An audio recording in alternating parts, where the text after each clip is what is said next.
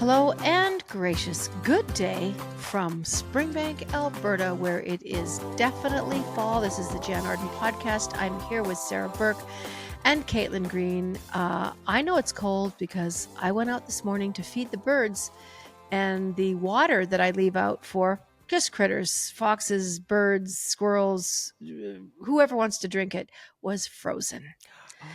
Yeah. So here we are. Hi guys, how you doing? It is the opposite of cold here. It's hot.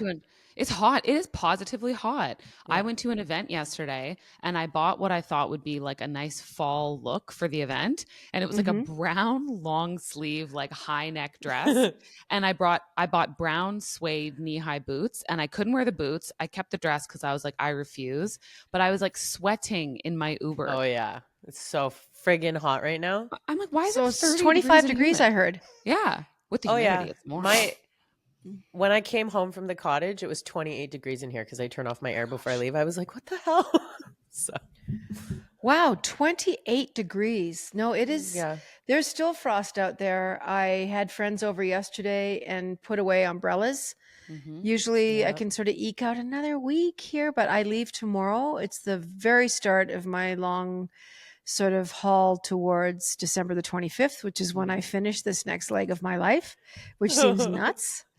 But yeah, we put big umbrellas. You know how you have those little sheaths, covers that go over them to keep them from, blowing off the deck. But it was so depressing. It's so sad. I mean, we'll be coming up on, I think, colder weather soon. I imagine this is sort of like the last. Later this week. gasp. Yeah, exactly. But it's bizarre to have it be this hot and humid, positively summer July weather for the last 2 weeks. And I don't think we're scheduled to get like tons and tons of rain coming up either, which is kind of nice, even though it's a rainy day here today. So, yeah. We have to talk about this right out of the bag. You got your hair cut. Oh, and yes. It was quite a dramatic change. And I remember when you were here, when we did the live podcast at the National Music Center, we were sitting on my couch and you were talking about doing AI sort of snapshot photos of what your hairstyles could look like. You literally upload a great picture of yourself, you center it in the little circle, and then AI gives you options of how your hair. So you had showed me a picture of exactly the haircut you have right now. And I'm telling you, there is little or to no visible difference from the AI version of the haircut and the in real life one. How do you feel about it? Because I know a lot of women, we so much identify with our hair. If we have a good hair day, we start out, we go out the door with our hair has blow dried right, it looks right. It can really make the difference in how you face the day. And that is just the truth of it. Maybe men are the same. I don't know. But yeah, how do you feel about it? I'm so happy with it. I'm so happy I did a big chop and that I didn't chicken out. My hairdresser is fabulous, and she sort of helped me like walk through it, which was great. And I just think I wanted something different, and I wanted something that was sort of like a little more effortlessly like pulled together. So that's how I felt right away. I was like, if I just put on a whatever shirt, if I just put on a baseball hat, I feel like I'm already kind of more chic and more pulled together. So it's like it's like a hack. What was your get ready process before the chop? Did you have to blow dry every day? Because your hair's naturally straight, right? Yeah, my hair's naturally straight, so I didn't have to blow dry. But if I wanted volume or like a different look, I would have to. Okay. And Jan, do you have to blow dry every day? I blow dry, yeah, and I don't. I do have natural curl and wave, and sometimes it's really fun. Like on a holiday, I really don't have to do anything but wash my hair, flick it around, and head out the door. And I put my hair in a little ponytail all the time too. But I don't know if you noticed, but I chopped just like an inch off, Caitlin. My hairdresser was just like, it's fried at the ends, but my hair's quite a bit different than yours. It's sort of like, but it's not dissimilar. No, it's but not. I'm the odd one out now. You both. But have, I do want to grow it out a bit more. But I'm happy that I got rid of the crappy ends because I dye my hair, right? Yeah. That's what was happening to me too. I felt very pulled down by it. And I was overwhelmed because my hairdresser, she was taking some photos and videos while I was having my hair done. And then she posted a little carousel of it and said, can I tag you in it? So I was like, okay. So she did. And then it's like a collab post. So it winds up on your page. Anyways, I just get the nicest comments from people. Then I start getting DMs from women who are saying, I'm going to cut my hair. Then they send me the photos after they cut their hair. Then they're like asking me what in my DMs, like what hair inspo did you have? Can you send me your hair inspo pic? Then my hairdresser messages me and says she's had 5 requests for appointments with her. So I do really think everyone's feeling like, oh yeah, I'm ready to cut. I think there's a lot of people who are like, I'm ready to cut my hair. And I went to this event last night, and so many women I know in media who were at the event were like, well, now I have to cut my hair. And I was like, so I think it's something in the air. It's the fall changeover too. I think it feels like the right time. Anything that you can make your life easier, I'm all for it. Like I even if I'm doing my hair up for an event, I have this little wand that I've had for. Oh, your hair's getting so long, Sarah. If you're watching on too long. YouTube, Sarah's hair is, pretty much that halfway down her back. It's past her shoulder blades. But you look great. You have healthy, thick hair. You have one of those ponytails that has some, width and girth to it. I hate the name girth. I hate the word girth. But I just, if I put my hair in a ponytail, it's quite slight. It's like, Me too. the size of my thumb. It's not, I don't have thick hair. I have a lot of fine hair, but, anyway, yeah, it's nice to have it easy. It literally takes me 15 minutes. Oh yeah. I can be ready for a show. I'm not kidding you, in 25 minutes. Even if it's like a speaking engagement or for the stage, that's how fast I can do my makeup. And people might say, well, yeah, it looks like it because you look like shit. So maybe take 35. Well, you know how people can be. Yes. It's like, yeah, well, but for me, I cannot spend a lot of time in front getting ready. I just don't want to do that. I don't want to do that used to anymore. be so bad. I used to take like 2 hours to get ready. I used to iron my hair with like a iron back in the day. Oh my gosh, really? Like, on a table? Like I would basically roll up a towel around one arm, and then the iron would be in the other arm, so you would like smooth it down. And that was the thing. When I was in high school, that was the thing. All the girls were doing it. But anyway, yeah, like I'm also like you now. I can get ready head to toe in full glam in 25 minutes now. Yeah. No problem. And that's a nice feeling I found when I got out of the shower. I was like, ooh, and like right away it was so, that out of the shower feeling is so great. And Jann, I've seen you get ready, and you are very fast. When we were getting ready for our event, Jann pulls together a good eye look quickly, I think. But you had your hair kind of back, like pulled back a bit for the event, and I really like that too. So yeah, look cute. Looks really cute. And I love your green suit. I've had a few DMs also. I'm taking it with me. I'm going to do my speaking engagement. I have, I'm speaking to a bunch of teachers on Friday morning. And I just thought I really liked it. I like the feel of, it's like a green sage pantsuit. Good fall and color. I wore it with a black shirt, and I did the half tuck, and Caitlin said, ooh, you're doing the half tuck. I just saw it in a magazine where you tuck one little piece in the front and then you leave the other one out. Which kind of looks cool. Yeah. But when you feel good in clothes, don't you guys agree? It's nothing particularly fancy. It is, I forget what the brand name is. I think it's Theory. I think the suit is a Theory. They make a nice suit. And I've had it for a long time. And to be honest, I didn't fit into it. And it was just kind of tight, and I couldn't get the pants done up. And I can wear it now. Yay. And give me 2 months. I probably won't be able to wear it again. Like, who knows? But it's just casual enough and dressy enough to feel like you can transition from, like, I have to go to a meeting at my office. I'm not going to go to the hotel and change. I'm literally going to take the jacket off and just go in those slacks and a shirt. So between cutting my hair a little bit, being able to save some time, and I can't tell our listeners how important it is to just feel good about what you're wearing and how you look, and don't worry about it. It's so weird. We always ask our girlfriends, this is what I'm going to wear. What do you think? Like, do we really care what they think? Like, sometimes I don't care. Let's talk about that for a second, because we always do that with each other. Yeah. Should I wear this? Should I, if you're in a group and you're going I remember somewhere. doing that when we were getting ready for the fall show in Toronto last year. Like, Caitlin, I was like, should I wear this or this? And then Caitlin gave me her lipstick and was like, oh, try this. We always, women always do that. And I think it's almost like we're acknowledging the body image stuff that we all inherently have because of society. But then at the same time, we're picking each other up, lifting each other up with like, hey, that looks really good. And oh, here's the cherry on top. Yeah. I definitely do that. I send, so the same way that Jann, I was showing you my AI haircut inspo. I want you to do that for me. Okay, I was going to say, so I did this Yes. for so many other girlfriends. So they sent it to me. I put it through my app, and then I would send it back to them, and they were like, "Oh, I should have bangs or whatever." So I did that for most of my girlfriends, and I also find that I do that with when I go shopping. So I'll send, if I want to buy something, I'll sort of do a survey, and I go to my harshest, most fashion forward friends.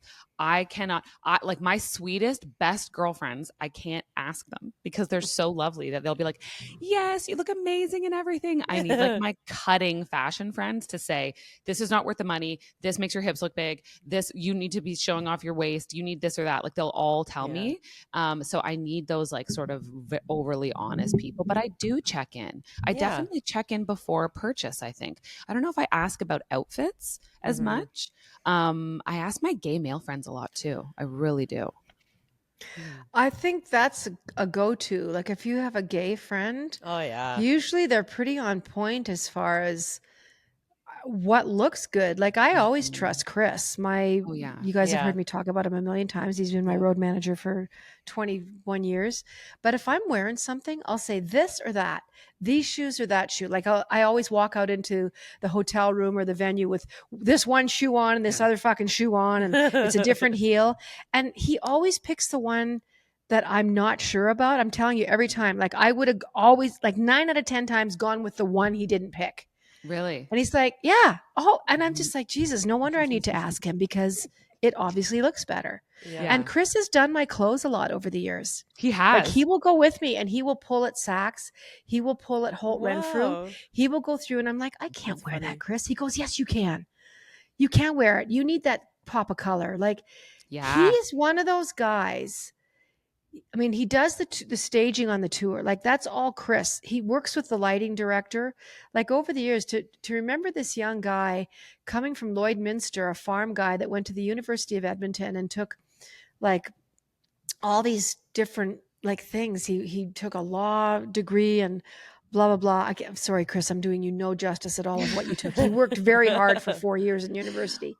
And then he's been, working with me since, the early 2000s. And he is fucking artistic. So say what you will, gay or not, he's got gaydar and he's got such a sense about him of what looks good. When you were on tour for your mixtape tour, he was like bejeweling jackets. I mean, I'm telling you, with a glue gun, yes, making things. Yeah, he was doing all sorts of things. He's like, no, that jacket needs something on the front. It needs this or that. So and he's really good that way. That's what you need. You need someone who is not nice, but they're precise. Like that they are just they're exacting. And I've had friends ask me to go shopping with them because I can be that same way. And I take such joy in finding clothes for people and in finding looks for people that make them feel confident if they have a date or if they're going on a trip. Like I truly live to shop with my friends, and I will run around a mall and pick stuff out for them and say, this looks good, or do the pop of color thing. I hate the mall. Oh, you do? I hate them all. Like I need someone to hold my hand and be like, we're going here, then here, then here. And that's it. But maybe, but Caitlin's saying she's that girl. Boy. I live for a mall. A whole day at the mall where I don't even sit down and have a meal. I just walk around with various beverages and like maybe get a pastry. I just want a giant Starbucks drink and then an orange juice and then a smoothie. Like I do not want to stop. I want to hit when the stores open and leave at like 4 p.m. I bet you a lot of people in this area, like in Toronto area, are used to that idea of like, oh, let's go shopping in Buffalo, right? Like when the dollar was in a different place, we used to go across the border. That's when I remember enjoying shopping when I was younger, when we didn't have like American Eagle and Abercrombie and all those brands in Canada yet. Right. So you would go over the border, Old Navy even, before Old Navy came to Canada. Victoria's Secret. Yes. And so that was a big thrill back in the day, but you think about it and you're still like, I mean, I was in grade 8 when I enjoyed that stuff. I don't know what happened over the years. But now like, I would rather order online and return everything, even if it doesn't fit. Like, I mean, for convenience, for sure. The dress that I just wore to this event, I ordered online and it worked out perfectly. But there is just something to being in a store and like feeling the weight of the fabric. And I'll look and be like, is this double stitched? This part should be double stitched. Is this too see-through? I wouldn't even know to look for a double stitch. Sarah, you and I both. I'm like, what's a hem? What do you mean sleeve. What do you mean empire? What are Does you this talking look about? right? Yeah. I just like it. I've always liked it. I've always loved shopping, and so it's just That's and that's what I funny. think. I love like appearances for things, and I agree with you, Jan. When you feel good, when you feel confident, you walk taller. You're just like, I don't know. You're more yourself. Do Also, you guys remember? Go ahead. No, go I'm ahead. so sorry. There's like a tiny leg, and I keep. No, I like it. This is a hot topic. Like, we've obviously struck a chord. Oh God, I have these conversations with. Go ahead, Sarah. I want to hear what you had to say. Before our event, like I did enjoy pulling some stuff from my closet that I was going to pack, right? Like I had brought my suitcase up, but this shingles thing came out of nowhere and hit fast. Shit. But I had brought the suitcase up, and I was like starting to put things in it, and like, the suit jacket thing that you're talking about. There's something about the suit related looking items, right? Even the vest has been very hot, and I was so excited to wear some of that stuff. So now I'm like, should I wear that to the vet today just because I'm leaving the house? Like the vet? Like, I don't know. I just didn't get to wear anything. Why not? That's the other thing too. I don't think we have to be quite so fastidious about wear clothes suit. Like if you want to wear it to the vet, wear it to the vet. Like if you want to get dressed up to go anywhere. And I know I haven't talked about Thordis for it's been 16 minutes and 37 seconds. She dresses like, I'll be like, when I first met her, I'm like, where do you have something today? Where are you going? No, I'm just going to pick up the kids. Feeling good. Yeah. The way she dresses is so interesting. I don't know if it's an Icelandic thing, but she's got like sparkles and leather and belts and harnesses and hats and vests. And like, I'm literally in jeans with no underpants and a t-shirt with a bra that should be thrown in the garbage. Clearly, because the strap doesn't fucking work anymore and I've got it stapled. Like I have a bra that I'm still wearing that I stapled. So judge me all you want. I like it. It's a Wonder Bra. Wonder Bra, can you hear me? We need to get you a new one by the sounds I blew of a strap. I stapled it. I can't stop wearing it. It's my favorite t-shirt bra. I am going to buy another one. Anyway, all this to say, I don't say anymore. Like she looks like she's ready to go somewhere, but it's just how she dresses. Yeah. So, and she always gets comments like whenever I go anywhere with her, they're like, "Oh, I love what you're wearing." Yeah. I don't get that. I'm like, I'm sorry, you're going to have to leave the store. We don't allow ripped jeans in here. Your green suit did get compliments. I got DMs about it. I had women asking me where it was from. And even Bruce, your manager, when you walked in, he said, you look really good. That shirt looks great with it because you paired it with not like a white cotton shirt, but with a black silky number that had kind of statement cuffs on it that you pulled through. So as much as you make fun of your like, I don't care, you know how to dress yourself. When you want to pull it together and turn it on, you really nail it. It'd be so funny. Thank you very much. But I know what I like, and I know I'm quite ambiguous, and I'm sort of androgynous. But I really like being girly too. Like I've had these conversations with friends. I was that kid growing up that I was running around with my BB gun, firing cans off of a fence. But when my mother gave me a makeup kit from like Woolco or Walmart or whatever, those big pallets, I'd open it Christmas Day and I'd be, please be makeup, please be makeup. And I'd have the eyeshadows and the little brushes for all the lipsticks. So I was such a contradiction to myself because I was running around with a braid down my back with blue eyeshadow and trying to put eyeliner on. And a BB gun. I loved it. And a BB gun. So I feel like I had a mom that just recognized, God love her, how to let a person be themselves. Yeah. This is a great question that looks cute. For our listeners, this is a great question if you want to send us in a voice note. What are you thinking about when you get dressed in the morning, and who has sort of like inspired you to just be yourself? Yeah. I don't know if we have voice notes today. I'm sure we will by the end of the show. But yes, the voice Sarah's notes are got working. some stuff. Yay. Anyway, I'm glad we were talking about that because we do rely on our friends and our gay friends and our girlfriends and our sisters to whatever. If you don't have sisters, Caitlin and I don't have sisters. We've just got like in my case incarcerated brothers. But I I think it is important to feel good in what you're wearing. And Oh yeah. if you want to go cut your hair, please go to Caitlin's Instagram page. Maybe she Oh can walk you yeah. through, or send her a DM, because she can walk you through where to hook up to that AI hair app. And maybe we can even put it in the show notes, because I think Yes. it's really helped Caitlin. I'm telling you, what she showed me here in my house is exactly what is on her head now. So AI nailed it. It did. And all my friends sent it to me. So it's like a little makeover service. And if there's one good use for AI, I think this is it. Practice your haircuts. Well, isn't there a thing with eyeglasses as well? Some of those online stores for glasses, eyewear, that they do take the picture and then they can insert frames on your head so you can get an idea of what they look like. Yep. Anyway, moving on, and we've been doing this lately. I want to ask you guys things that are making you feel good this week. I kind of feel like with Sarah's T-shirt, I know where this might be going. Yeah. But yeah, go ahead, Sarah. We'll start with you. Things that are making you feel good this week. The Toronto Blue Jays crushing their rival.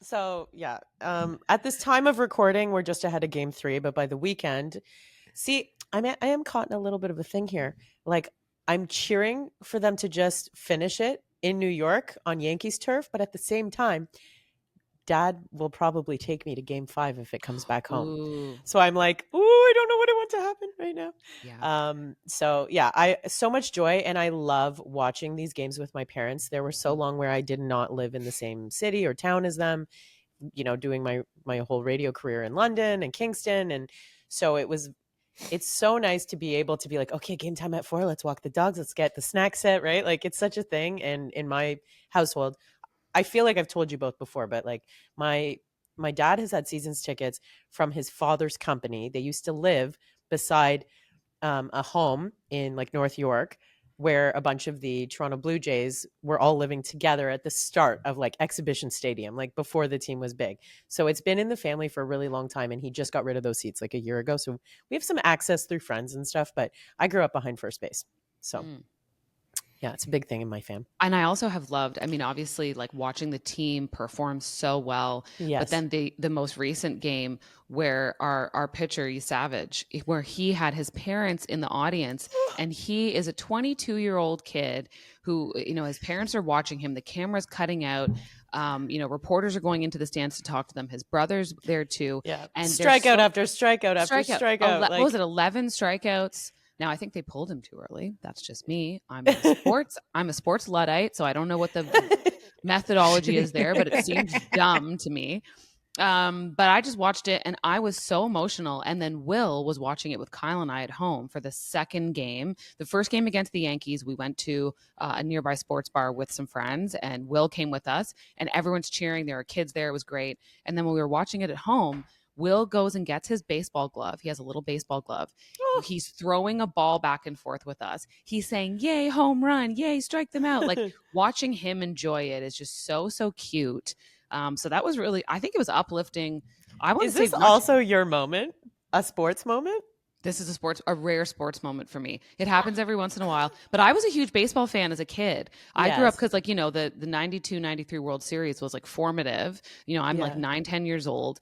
Baseball is one of the only things I played, like softball. I would go to batting cages. I loved it. So this is really easy for me to access excitement for this particular sport. Did I tell you guys we won our entire? You did. Okay. I did not know that, Sarah. Well, we won. I know we've finals. talked about your ball league.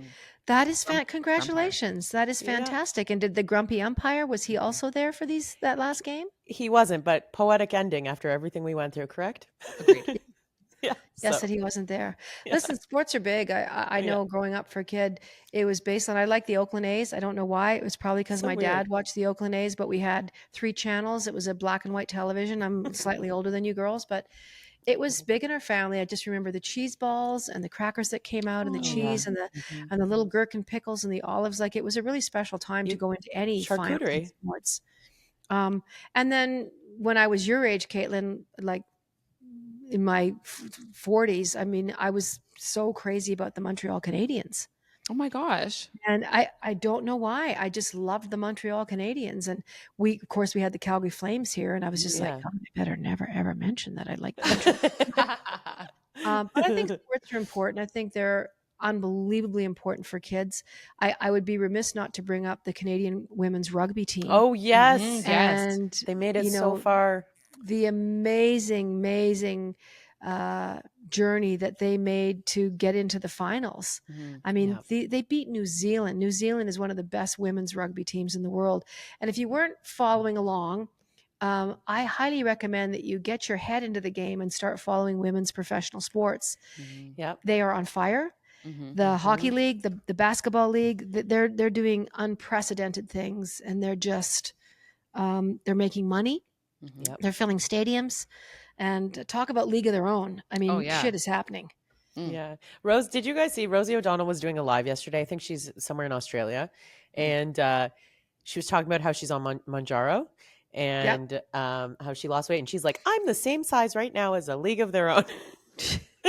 I love that movie so much. I love that movie. That movie was so good. Well, that is a watch again film for sure. Like, I want to watch it like right now. Like, I'm craving it. That would be a great timely watch considering the Jays in the playoffs right now. And also, I will say that the announcers were quoting so much for no crying in baseball while the game was on, because they kept panning over to Trey Savage's parents, and then everyone's getting emotional. So, and the cheers for him when he went off the field, like it honestly was quite uplifting, and not just for Toronto, but like all of Canada, because the Jays are like Canada's team. What is hilarious about baseball and crying is that, like, I'm the least likely person to cry. I don't cry a lot. And like, there's something about when people do things collectively, like singing the national anthem, I will just be sobbing.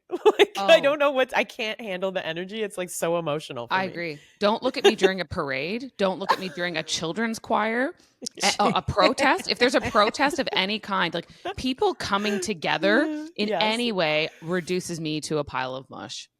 But I cry easily. So funny.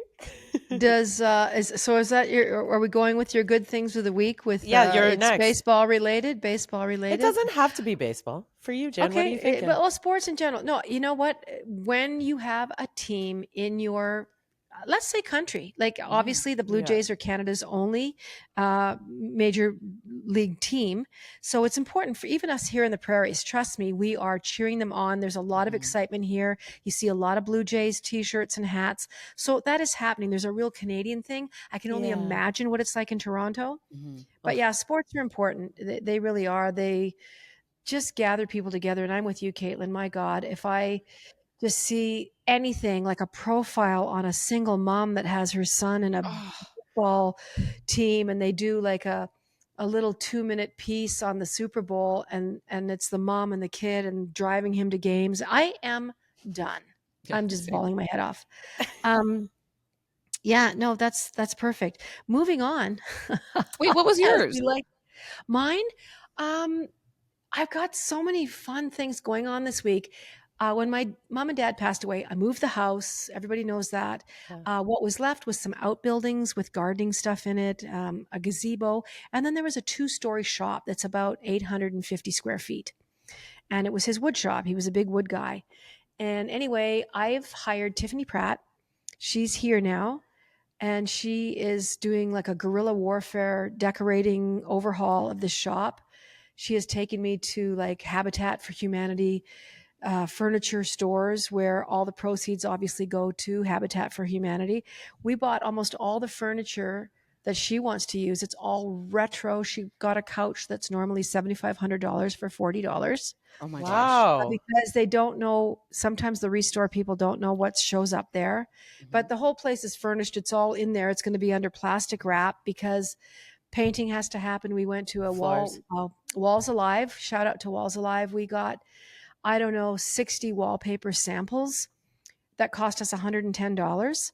And she's doing all different, she's ripping these things apart, these samples, and doing a tapestry of all these different wallpaper patterns. Wow.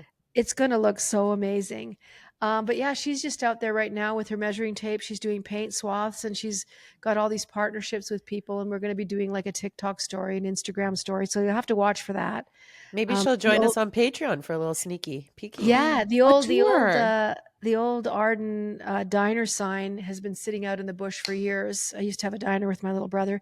She's using that to nail up on the side of Dad's shop. She's going to Cute. paint the exterior of it.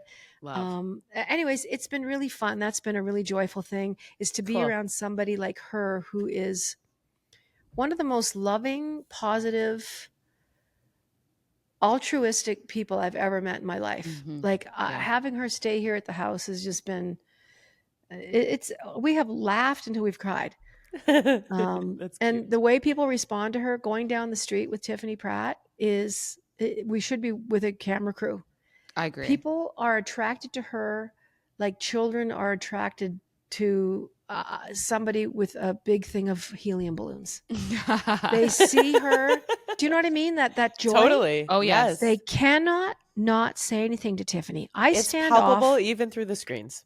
Oh, I love her. I stand to the side, like I just patiently wait for people to greet her, take her in, comment on what she's wearing, comment on her beauty, her hair.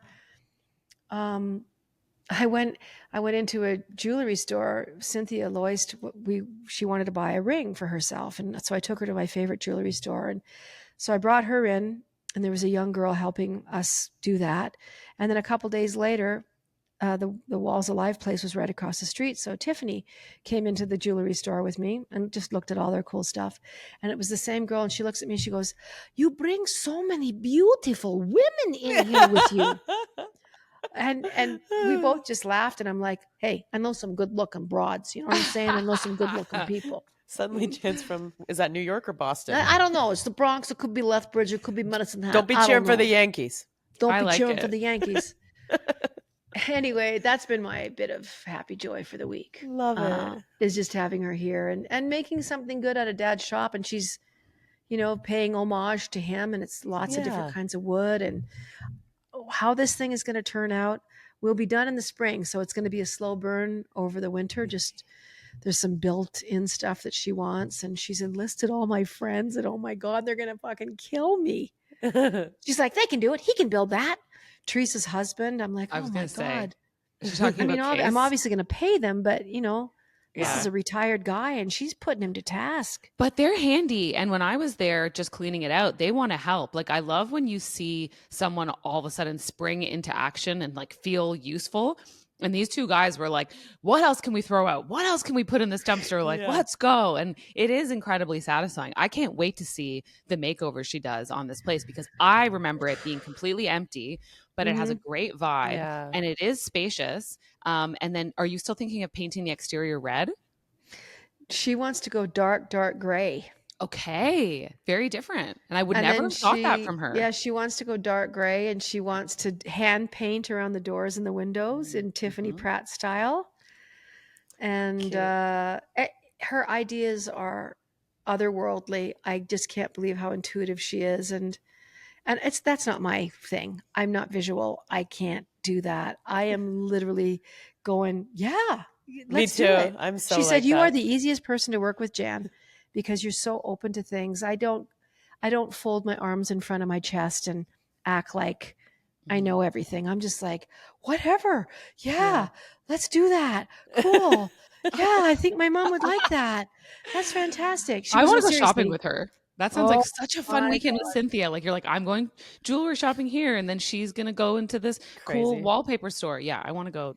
Having her and Cynthia here this week, Cynthia and I were talking about that we've known each other for like 12 years, like 13 years, going into 13 years, because I met her on season 1 of The Social. We met on The Social, and I remember her saying to me, do you want to go for a drink or something? I was just finishing up my drinking life.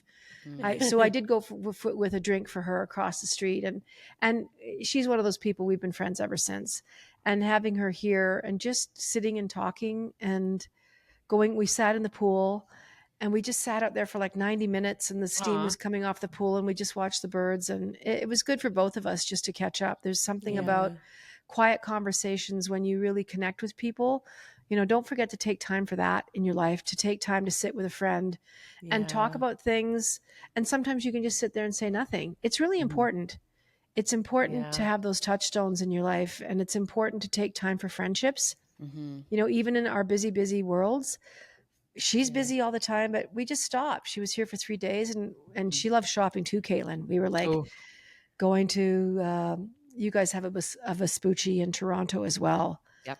And the one here is really fun. I always find t-shirts. But anyway, Love. I'm like, yeah, what is this place? It's like a cool. So It's like a nice consignment store. yeah, Okay, it's designer got it. consignment. Like I've taken stuff there before, and they're like, "I'll take them 30 things. They'll take 3 of them." I'm like, okay. Well, I feel kind of like this stuff is shit. Anyway, moving on. I can't not talk about Showgirl, Taylor Swift Showgirl, approaching 4 million sales, unheard of in today's industry. I'm going to hand this over to you, Caitlin. I know so little about what's going on, and Have you listened? I Has haven't heard the anyone listened? record. I Okay. haven't heard it yet. Okay. I listened. Yeah. You I'm sound not a. very drab. So like, just remember, I have not really been a Taylor Swift fan. I did really enjoy Folklore because it had the indie rock vibes to it. But I'm just not a Taylor Swift person in general. Respect what she does, understand it, get it, think she's amazing. But yeah, like I was immediately trying to figure out what every song sounded like because there was a lot of that, I will say. Like you felt it was familiar. You'd heard. Yeah, it I was before like, a bit? oh, is this? I was like, oh, this sounds like Lana Del Rey. Oh, this sound, like I think that's the production too. Yeah. And I do Is it the find. same producer?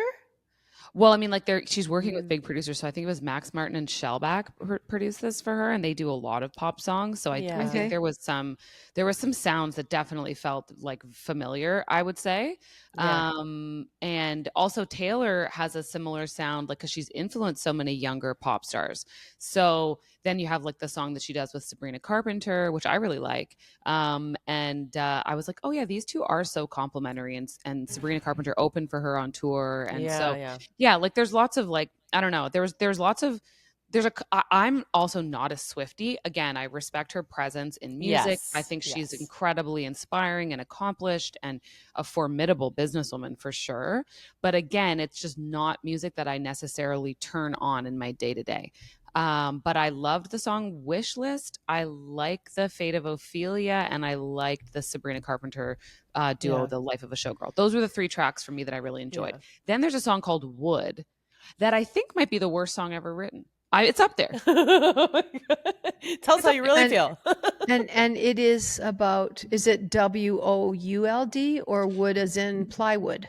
No, it's wood as in WOOD, and it is a tongue-in-cheek reference to the size of Travis Kelce's nether regions. Oh. Are you serious? Yes.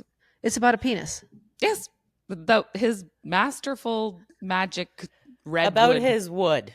About his redwood tree trunk like appendage, apparently. This is what she's alluding to. We're going to have to clip Jan's face right now. And add in maybe, we can't play her song on the show, but anyways, go listen for yourself. Whatever blows your skirt up, I guess. Literally. It's funny watching artists move forward in their careers. You think about, I'm just going to use Sean Cassidy and David Cassidy as an example. Okay. So this is weird, but these are guys that were known for the Partridge Family and, teen idols. Do you remember Tiger Beat? That must have been on the edge of your childhood or your teenage years. Is that a magazine?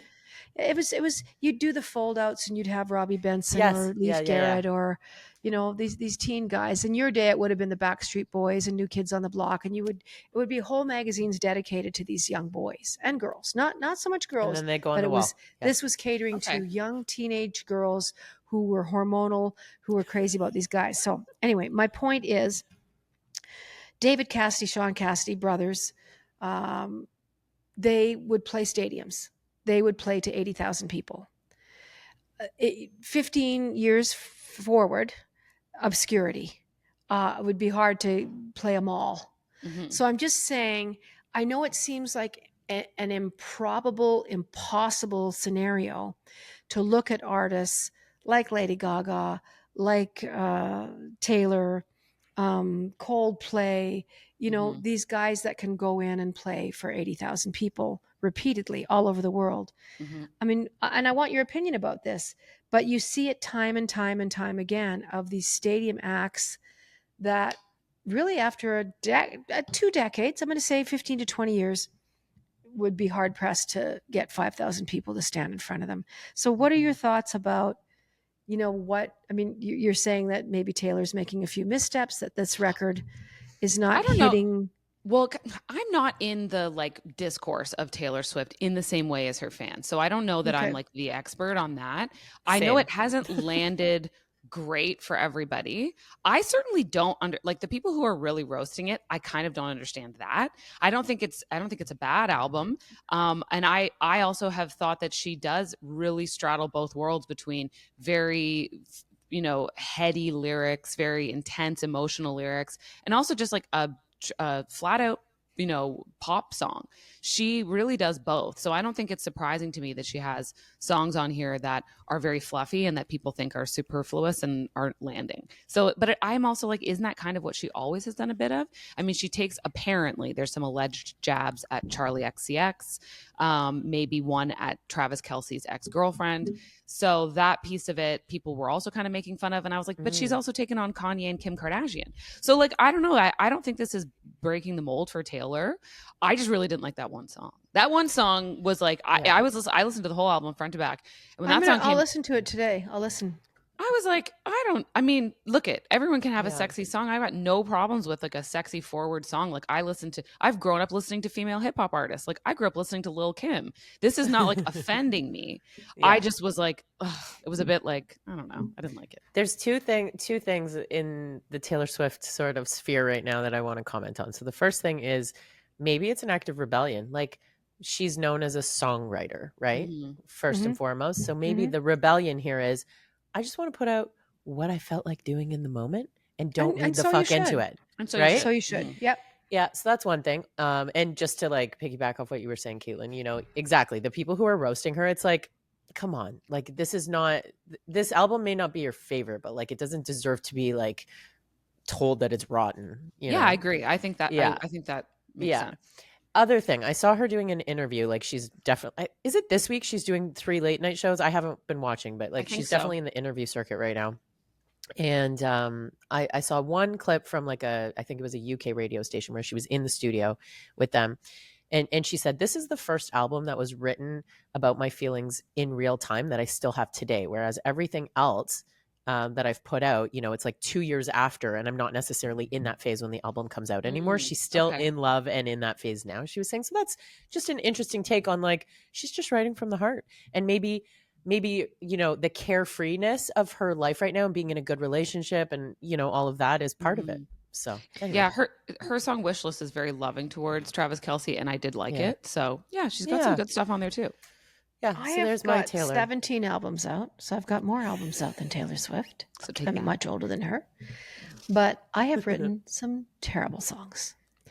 I have a song off one album. I can't even tell you what it is. I couldn't even sit here and name all my records. Couldn't do it. I could sit here for a month of Sundays. I could not write down album titles. I would never be able to do it. I'm not kidding you. But there's a song called I Only Wanted Sex, and it's a terrible song. I can't remember who I wrote it about. I would have to think about that. Maybe the red wine guy. But I'm just saying there is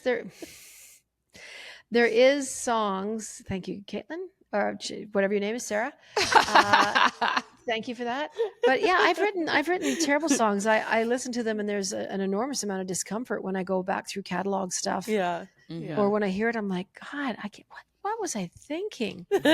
And you know, I think an artist can write. Not every cut is meant to sort of be a single, and meant to be treated in a way that this is a pop smash. I think it's a relief for an artist to do something novel, and I would like to think that was tongue in cheek and meant to be kind of funny. Oh yeah. And you know, when you're in love with someone, there's just, you know, obviously sensuality and good for her. Are you writing a new album, Jann? Not right this second, but you know, I will. You guys, gee willikers. Yeah, I'm sure I'm going to be very inspired by a certain someone. But I mean, I've always written about relationships and love songs and unrequited love and falling in and out of love, and so I don't think that my style is going to change. You know, I'm not going to become a hip hop artist. But anyway. Jann puts out a hip hop artist and it's inspired by Thordas. Sarah found that very funny.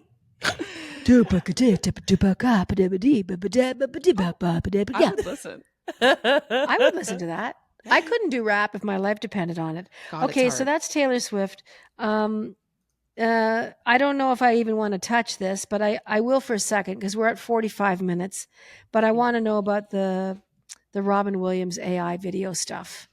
Oh my gosh. So AI for I've hair not heard is good. anything about AI this. for Robin Williams, not good. But we've kind of talked about AI today, so I sort of wanted to bookend this podcast with something really great, which is finding your hairstyle or a new pair of glasses. And now there's some, pretty appalling, disappointing, posthumous AI videos that were apparently put out by his daughter. No, his daughter is asking for fans to stop sending them to her. Oh, sorry. Okay. And so they're tagging her in these AI videos that they're creating, and they're claiming, that they're doing it because they're fans of his. And but it's it's really treading the line of like bringing up someone's dead relative and trying to make them like look alive again.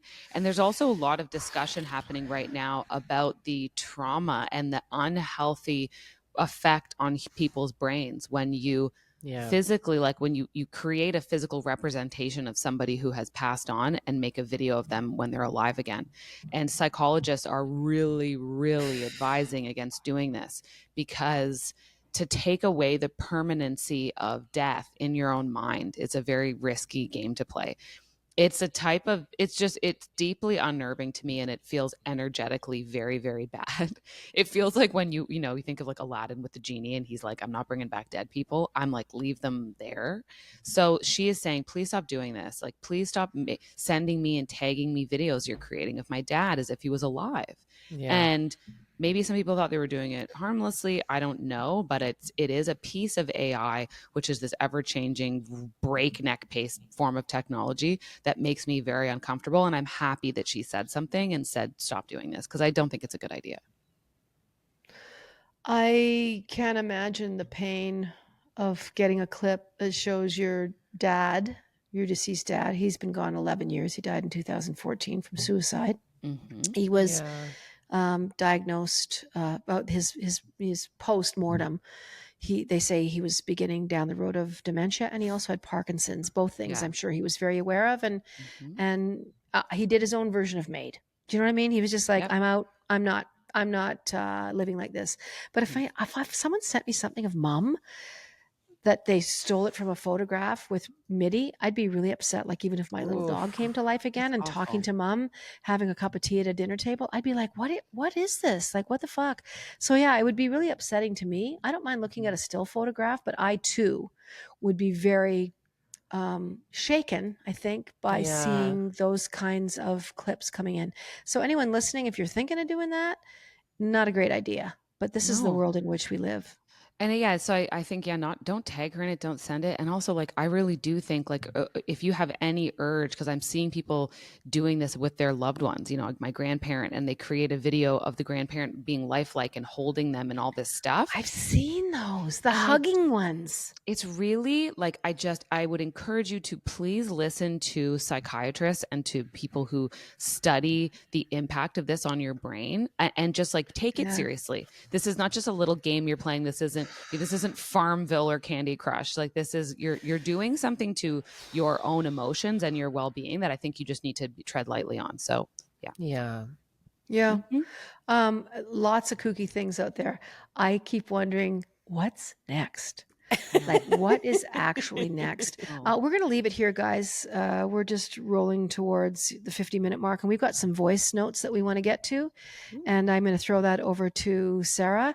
And before we leave today, I'm going to remind you once again about the Patreon and the book bag, and H is for Hawk by Helen McDonald. We're going to start throwing out some dates that we could possibly get together for a Zoom call. The book I had read, but reading it again was fantastic and whimsical. You still have time to read. And if you've not finished it, you can still be part of our Zoom call. If you've only listened to 2 chapters, you can still be part of our Zoom call. Don't feel like, oh God, I haven't read the book and I haven't finished it. If you haven't read the book at all, you can still be part of our Zoom call on Patreon. So please don't be, we know everyone's busy. Sometimes it's nice just to hook up with old friends and hear what people have to say. And then you'll get to it maybe this winter when you're snowed in, like I will be, digging my fucking gate out to try and get my car out of the driveway. But here's some voice notes. Sarah, take it away. I'll remind you at the end of the show, but actually she just did the full reminder. So we're all good there. Okay. Yeah. Great. I have a wonky eye, so I haven't read too much lately. Anyway. Oh, sweetheart. Okay. You're lucky that you still got your eyeball in your head. I know. Like it's right now it's kind of bright. So I'm like, I might put on sunglasses for Patreon. We'll see. Okay, here we go. Okay. Hi, Jann, Sarah, and Caitlin. This is Alicia from Saskatoon, Saskatchewan. I'm an Only Jann's fan and part of the book club. Just wanted to say I love hearing the extra content on your podcast. It's always so fun to me. It's just fun being able to kind of sit in on this conversation and laugh along and relate to a lot of the stuff that you guys talk about. So I just wanted to pop on here really quick in terms of your the last video and school lunches and stuff. And I was the kid that no one ever wanted to trade lunches with. And not because my food was considered icky or, kids wouldn't like it. It's just both my parents worked shift work. And so it was bare bones. And I always knew when my dad packed my lunch because it literally consisted of like 2 or 3 sandwiches of whatever. If it was PB&J, ham and cheese, and an apple. And that was it. Yeah. So nobody really thought my lunches were that great or interesting. I always wanted other kids' lunches because they sometimes had chips or the fruit gummies or fruit by the foot and stuff like that. Yeah. Also with the pork and beans, that was also a staple, particularly with my dad whenever he cooked meals and he was at home. And sometimes he would elevate it to do hot dogs, cut up hot dogs in Kraft dinner. Yes. That was chef's kiss. It's chef's kiss. So yeah, I don't know if you guys had that as well as a kid or not. My kids have had it a time or two, and I'm pretty sure they'll still make it for themselves every once in a while. But anyway, just want to say hello, and I think you gals are great, and keep up the great work. Thank you so much. So sweet. Yep.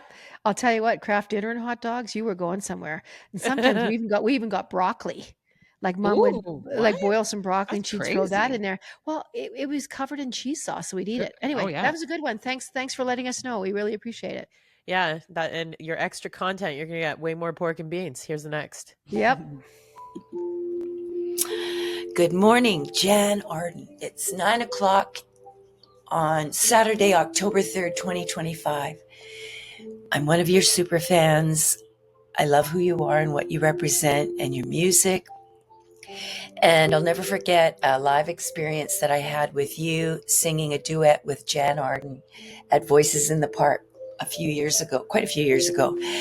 And I captured a little film with my little camera. It's very amateur, but I think I'll upload it to YouTube so that I can share it with you. But anyways, after the duet that you sang with Sarah, one of your songs, you said, "Where do we go from here?" And man, I'll never forget that. And I actually, I've said it myself a few times. But yeah, you are a woman that embodies truth and resilience and positivity and all the things that I admire in women. I just found your podcast, so I'm going to be listening along. Welcome. And thank you for listening to this. I just appreciate you so much. You're one of the lights in my life. All right. Happy Saturday. Well, thank you so much. That's very kind. It's the first time we've had such an ethereal musical backdrop. I feel like I was at a spa. I literally am so relaxed right now. It's crazy. It just made me feel really, really like I was listening to a great ASMR sleep time video. Exactly. But thank you for taking the time to let me know that. And I remember exactly It's a that. Sarah McLachlan duet. What was she Yeah, talking I about think there? so. I think Okay. it was Die for You that we had done together. And Oh. anyway, we appreciate you. Thanks for finding the podcast. Let your friends know, and come and join us on Patreon for $5 a month, because I think you in particular would really enjoy our extra little podcasts that we do just for our members. Anyway, thank you for your message. You want a few more? Sure. Yeah. Okay, let's see. Because we're probably going back a few weeks. We had 1 week that Voicenotes was not working, so we're No, catching up. yeah, no, it's nice, I think, for people to hear their stuff on Hi, air. Jann, Caitlin, and Sarah. It is Pam from the Book Bag Calling. We just had our meeting about our Pam Zoom meeting Detler. about the Chelsea Handler book, I'll Have What She's Having. And it was fantastic. What a great bunch of book baggers we have. And it was so woman positive and supportive, and I thoroughly enjoyed it. And I want to say thank you to you three ladies, as well as everybody in the group. And also, I wanted to let you know that many months ago, my therapist told me it would be in my best interest to spend at least 1 hour a week doing something for myself that was not task oriented or in service of somebody else. So I decided to religiously tune into the Jann Arden podcast. And because Jann, you always made me laugh, and it's been great to learn about Caitlin and Sarah. And I recommend that everybody do something for themselves every week that is not task oriented, at least one thing. And anyway, I've been enjoying it so much. Back a few months ago, I decided to join the book bag. And you know what? I'm loving it. And it's forcing me to take time to read and bring a little more balance into my world. So I really appreciate it. And I hope everybody out there is having a great week. And everybody should join the Patreon for $5. And everybody should join the book bag for only a total of $7. And you know what? It's worth at least $8.95. Okay. Take care, everyone. Thanks, Pam. I promise we didn't Thank pay you. Pam to say that. Thank you so much. Pam Detler and I have known each other for a long, long time. And Pam, you may remember this. We went for lunch. We were in Dundas Square, and we went up to one of those crazy restaurants that's on like the third floor, by one of those big billboard signs. And yeah, I've known Pam. You've been so supportive of me over the years, and I thank you so much for coming along on this crazy ride. And I know Pam looks after her mom. She moved from Toronto back to the Maritimes to help her mom. Her mom's getting older, and she's been an amazing help to your mom. So good for you, Pam. We're thinking about you, and thanks for listening along. Maybe one more, and then we'll head over to Patreon. Hi, Jann, Caitlin, and Sarah. I did not want to comment on any one specific show topic. However, I did want to take a moment to thank all three of you for showing up every week. Your honest, down-to-earth, real-life discussions mean more to us listeners than you may realize. Jann, I've been a very long-time fan. I've been to more concerts than I can count, and a listener to your show. Before your show helped me survive my very long hour-and-a-half commute into work from downtown Toronto. These days, it means even more. This spring, my wife of 22 years suddenly fell ill the end of March and passed away from a brain tumor the beginning of June. I also just launched my son to his very first year away to Queen's University. Your show brings light and comfort as I try to navigate this new and difficult chapter. Right now, it's just me and my very senior dog, who I know who does not have much time left. Please keep doing what you guys do. Jann, I'm so happy to hear about your new love. It's rare to find your person, and it's so clear from the way you speak that you have. Thanks, guys. I know. I'm like, I'm verklempt. I'm really, really sorry about your loss. And I can only imagine how that is exponentially made slightly worse from your dog. And, you kind of count every day. Sarah loves her dog so much, and then probably already cries about Stevie, who's very, very young dog, dying at some point someday. It's hard to. No, but I mean, I'm just saying you have so much time ahead of you, and she's sitting there having lost her wife, and now, her dog, and being an empty nester. Your son is off to university. Good things are ahead.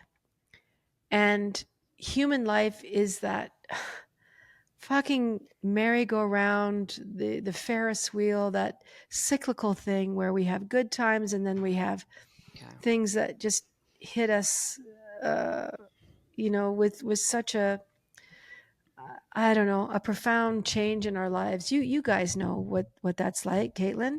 Yeah. We face really, really hard does. things, but we face hard things. I'm It's always true. I look at Caitlin, and we've talked about it too, of, what she went through with Sam and, Kyle and her family and the loss of a newborn baby. And we're hit with things and we never think we're going to laugh again or feel good again. And time goes by, and then you celebrate these little souls or these big souls that come into our lives. And you somehow feel like, I knew them, and I had a chance to reach out and touch that and spend that time. And that is something that is a reminder of our humanity, and that groups of souls travel together. And I'm sure your wife is cheering you on, like, girl, laugh and get out there, and I hate when people say, go, you'll meet somebody. Who gives a shit if you ever meet somebody again? You've got friends, you've got us, and you've got this podcast, and we are going to keep trying to make you laugh and make you think. And we are all in this together, facing difficult things. But thank you for your absolutely vulnerable message, for taking the time to talk to us about your life. It means everything. Keep listening. And I hope you'll come and join us on the book bag sometime. I don't know if you're a member of that, but we would love to see you and say hi. But thank you so much for your message. This is going to mean so much to other listeners as well. Yeah. So, yeah.